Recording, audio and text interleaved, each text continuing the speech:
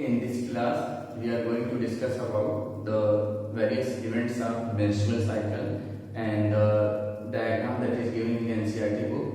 Okay, so first of all, you have to know the basic term that is important for understanding menstrual cycle. Okay, so first of all, you have to know these terms. What is menstrual cycle? Menstrual cycle. Then, what do you mean by the term menstruation? What do you mean by the term menstruation? And third, what is menarche? And fourth one, what do you mean by the term menopause? Menopause. Okay. First of all, you have to know these terms. First one, what is menstrual cycle? Second one, what is menstruation? Third one, what is menarche? And fourth one, what is menopause. So these terms you can understand by this diagram. Okay. Then I will explain these basic terms. You have already know the human female reproductive system. It is already explained. Okay. During the class period, it is explained the human female reproductive system. Okay. This is the wall of uterus. Okay. In this side also there will be wall of uterus. Okay. In the each one, this wall of uterus become thick, and there are three layers in the wall of uterus. The outermost layer is known as perimetrium. Perimetrium. Okay, and the middle one is known as myometrium. This is myometrium, and innermost layer that is known as endometrium, where periodic changes takes place during menstrual cycle. Okay, so first of all, you have to know what is menstrual cycle.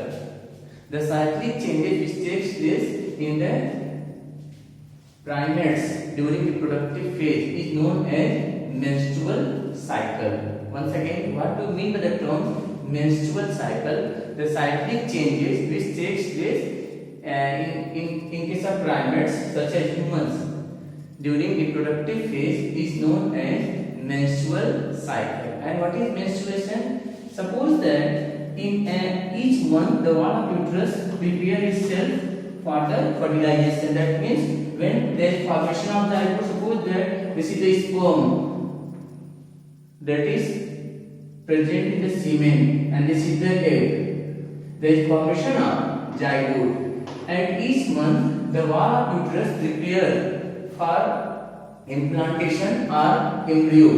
When there is no fertilization at each month, the wall of uterus ruptured, and as a result there is a blood and unfertilized egg comes out through the vagina. This process is known as menstruation. That means menstruation only occurs when there is no fertilization. When fertilization takes place, menstruation stops. Okay. So what is menstruation? In absence of fertilization, the wall of uterus ruptured, break down. As a result, the unfertilized egg along with the blood comes out through the vagina is known as menstruation. And what is menarche? The starting phase of menstruation in human females is known as menarche. Menarche takes place at the age of 11 to 12 years. And menopause, what is menopause? The complete stoppage of menstruation. That means when there is no release of blood from the female's body through the vagina, it is known as menopause. And menopause in case of humans occurs at the age of 45 to 50 years. That means after 45 to 50 years there is no menstruation occurs in case of human females. Okay, so this is all about the four terms I will explain. What is menstrual cycle? Second one, what is menstruation? Third one, what is menarche? And what is the fourth one, what is menopause? Now see one diagram given in your book. Okay, see this diagram in your book given, that is diagrammatic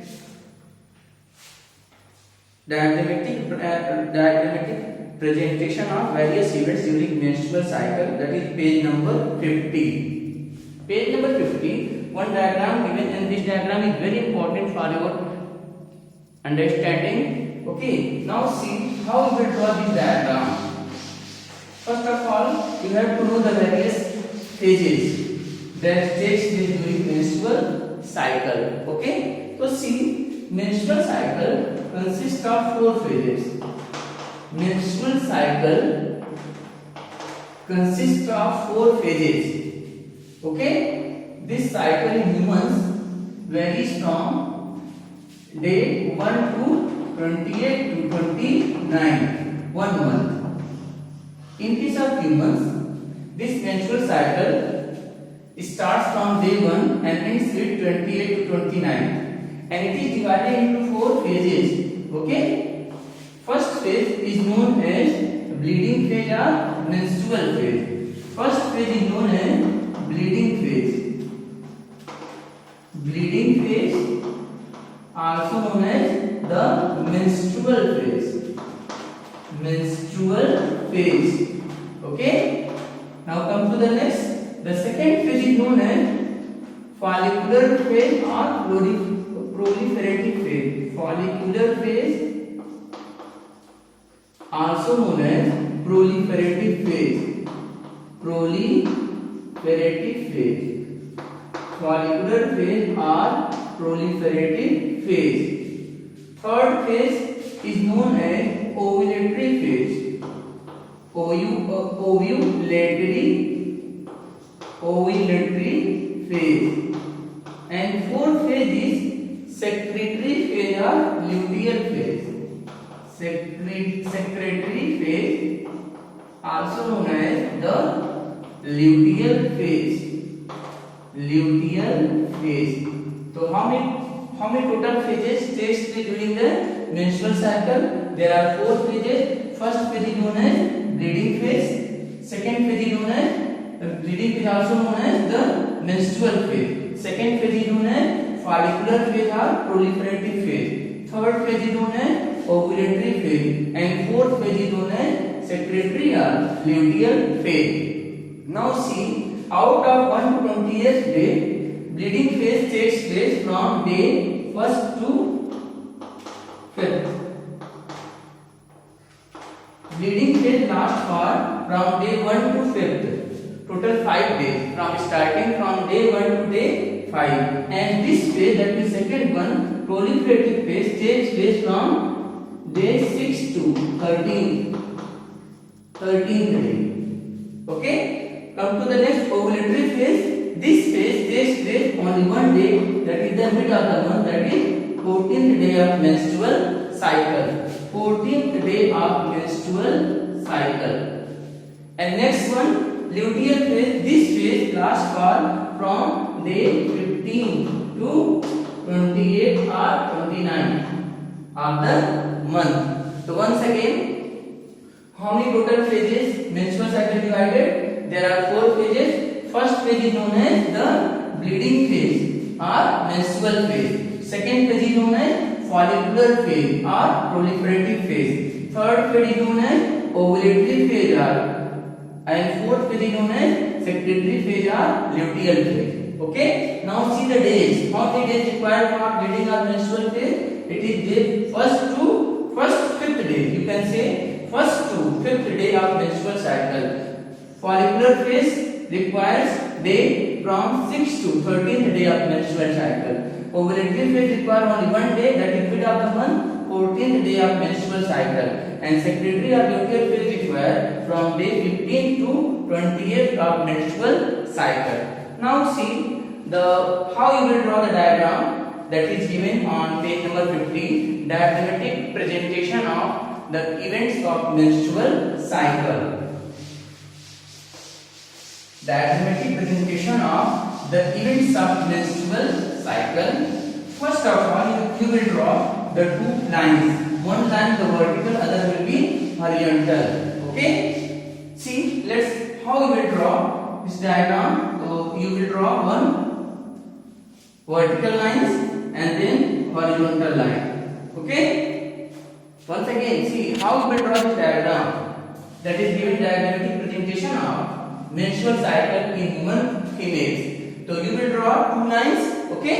One will be the vertical, other will be the horizontal line, and you will divide this whole part into the four parts. First part will be, you will divide into four parts. This will be the first part, this will be the second part, okay, this will be the third part, okay, and total become 4, okay. Make equal lines, okay. Now see, you will write date there, day. Now you will write the day. So you will write there day first, day third, 1, 3, then 5, okay.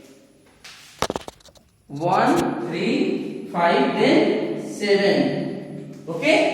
Then 9, then 11, okay. Then 13, then 15. And then 17, then 19, and then 21, okay, and then 23rd, then 25, then 27th, then 28 or 29, okay. So this is all about the days of menstrual cycle from day 1 to 28 or 29. So once again, you will draw two lines. One is horizontal, one is the vertical, other horizontal. Then you will divide into four parts. Okay. Now in the four parts, the first part, this is represents the level of. This part represents level of pituitary hormones. Level of pituitary hormones. Pituitary. This first part represents level of pituitary hormones. Okay, and this second part represents the ovarian events. Ovarian events. Third part represents the levels of ovarian hormones. Levels of ovarian hormones. Levels of ovarian hormones. And fourth part represents the uterine events. Uterine events. That means it takes place inside the wall of the uterus. So once again, how you will draw this diagram? You will draw the two lines. One is the vertical, other horizontal. Then you will divide into the four parts. The first part represents the levels of pituitary hormones. Okay. Second part represents the ovarian events. Third part represents the level of ovarian hormone, and fourth part represents the uterine events. Now see, let us how you will draw the various events. So there are two hormones that is secreted from the anterior pituitary of the pituitary glands, and first you will draw the mid one line for the mid of the month, one straight line mid of the month, that is the ovulatory day. Ovulation takes place mid of the month. One more line you will draw, that will be the last day of the menstrual cycle. You will draw there last day of the menstrual cycle. Once again, let us see. First you will draw the two lines. One in the vertical, other is horizontal. Then you will divide into four parts. First, second, third, fourth.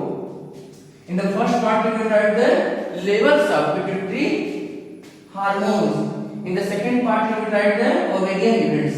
Third part you will write the level of ovarian hormone, and fourth part uterine events. Now see how there are two hormones that regulate menstrual cycle secreted from the pituitary gland. These are LH and FSH. Okay. तो LH will draw LH level, then I will explain why the level is high and less. Okay, so you will draw start LH hormone level, you will move here, this will be down. This is the in your book given red LH in blue color, so I will draw by blue color only, then you can easily understand it easy for you. Okay, there are two colors, red color, blue color.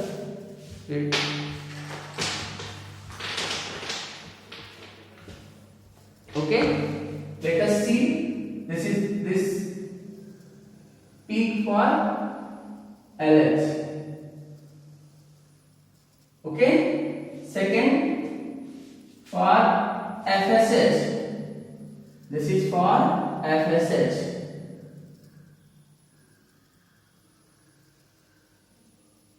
Okay, now see the second hormone levels in his. There are two hormones that regulate menstrual cycle, released from ovary, and these are estrogen and progesterone. So once again, progesterone and estrogen. Estrogen given blue color. So I will use blue color again for estrogen. There are two peaks in case of estrogen. I will explain why. Okay, first you will try to understand how you will draw. Okay, and second, that is this is the estrogen and progesterone, red. Progesterone will be red, and progesterone level become very high after the ovulation. Okay, so this is the graph for hormones level. Now here I will draw the ovarian events. Okay, these process takes place inside the blood. Concentration of hormone takes place inside the blood, and this process ovarian event takes place inside the ovary. So this is the primordial follicle. Primordial follicle means the earliest follicle. Primordial follicle, earliest follicle. And then second one, this is the primary follicle. Primary follicle. This is the primary follicle. Okay, then secondary follicle. Some more cells you will draw, and these cells are granulosa cells and theca cells. These cells are granulosa cells and theca cells.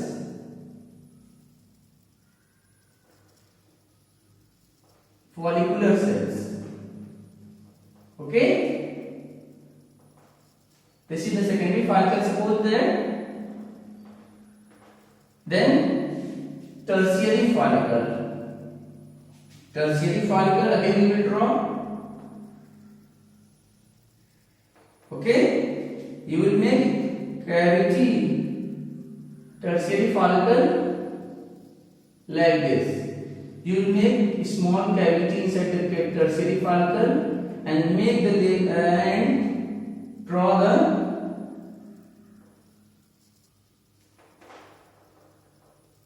okay.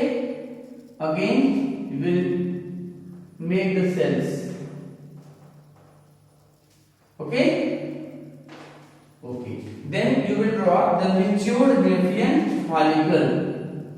Matured Graafian follicle, it will ready for ovulation, means release of secondary oocyte from the ovary. Release of secondary oocyte from the mature Graafian follicle. So this is the secondary oocyte that is ready for ovulation.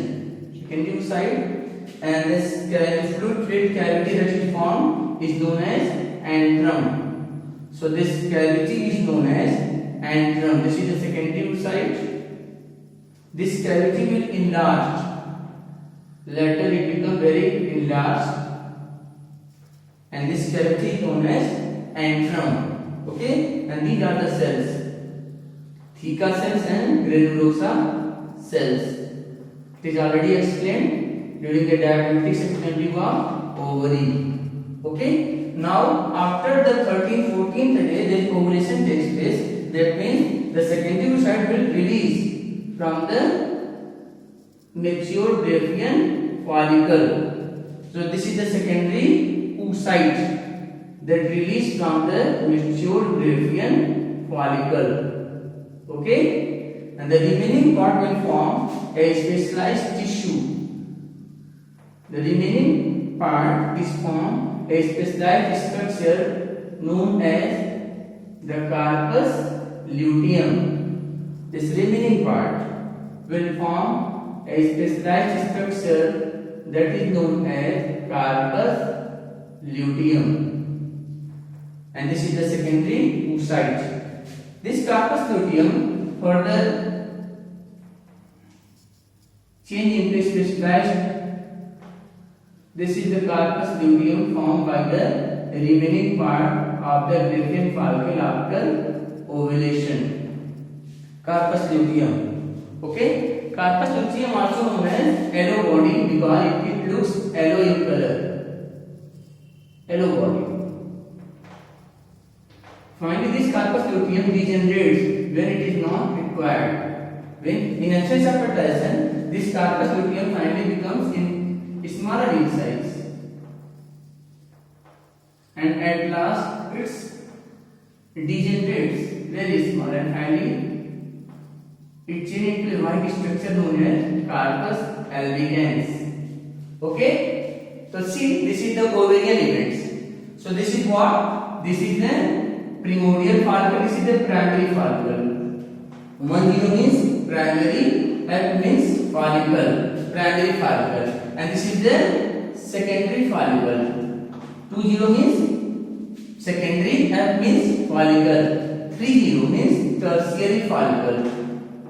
Okay, and this is the mature Graafian follicle, means MGF, mature Graafian follicle, and this is the secondary oocyte that released from the mature Graafian follicle. Secondary oocyte released from the mature Graafian follicle. Okay, and this is the remaining part. This is the corpus luteum. Corpus luteum. Okay, now this red represents the LH, luteinizing hormone, and the blue one represents the follicle stimulating. This red represents FSH. This red represents follicle stimulating hormone, and the blue represents the LH hormone. These two hormones secreted from the anterior pituitary, and this blue represents the estrogen, hormone, and the red represents the progesterone hormone. Okay, now see the uterine events. Initially, the wall of the uterus ruptured from 1 to 5th days. Okay, the wall of the uterus ruptured from 1 to 5th days. And finally, after the 5th day, it starts thickening.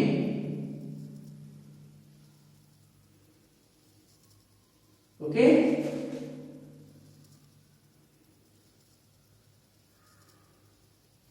So this is the uterine events. So this is the diagrammatic sectional view of menstrual cycle. Okay? In the next video, I will explain the various explanation that takes place in the first part, second part, third part, and fourth part. Okay, first of all you have to know how you will draw. Okay, so you will draw, first of all you will draw the two lines, one is the vertical, other is horizontal. Then you will divide into the four parts. Okay, first part will represent the level of pituitary hormone, second part will represent the ovarian events, third part will represent the levels of ovarian hormones, and fourth part represents the uterine. This is the endometrium of the uterus. This is the, and it also contains the blood vessels. It also contains the blood vessels. This endometrium contains blood vessels. When the endometrium ruptured, blood vessels also ruptured, and there is a release of blood in a thin fertilization from the to the vagina from the female body. So this represents the blood vessels. Okay. To try to understand this diagram, how we will draw this diagram is very important, and this diagram is given on page number 50 of your NCERT book. In next video, I will explain how this graph this peak like this in case of first part, why this process takes place in the second part, in the third, why the level of estrogen 2 times higher and progesterone only 1 time higher, in the next why the wall of uterus ruptured and thin initially and become thick and again become thin. So why? In the next video I will explain. So this is about the diagrammatic presentation of menstrual cycle. Thank you.